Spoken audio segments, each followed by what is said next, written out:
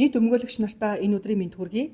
Нийслэлийн өмгөөлөгчдийн зөвлөөс 7 хоног бүр бэлтгэн хүргэж байгаа мэдээллийн цаг хөтөлбөрийн 2 дахь цувралыг хүргэж байна.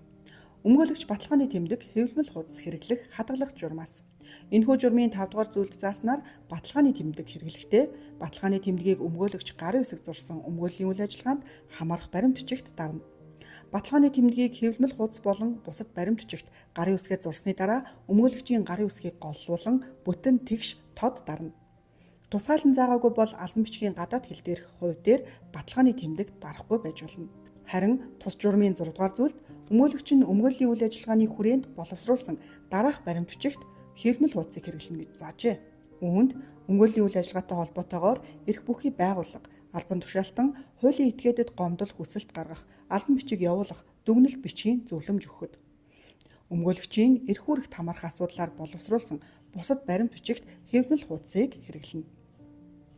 Мөн журмын 10 дугаар зүйлд баталгааны тэмдгийн хадгалалт хамгаалтыг зохицуулсан байдаг. Тухайлбал өмгөөлөгч баталгааны тэмдгийнхээ хадгалалт хамгаалтыг өөрөө хариуцна.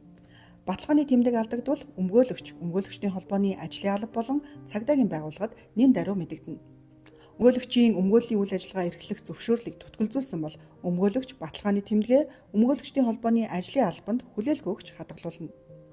Өмгөөлөгчийн өмгөөллийн үйл ажиллагаа эрхлэх эрх сэргсэн бол ажлын алба эрх бүхий этгээдийн шийдвэр өмгөөлөгчийн хүсэлтийг үндэслэн баталгааны тэмдгийг буцаан олгоно гэж тус заасан тул өмгөөлөгч та бүхэн баталгааны тэмдэг хэвлэмэл хуудасаа журмын дагуу хэрэглэнэ.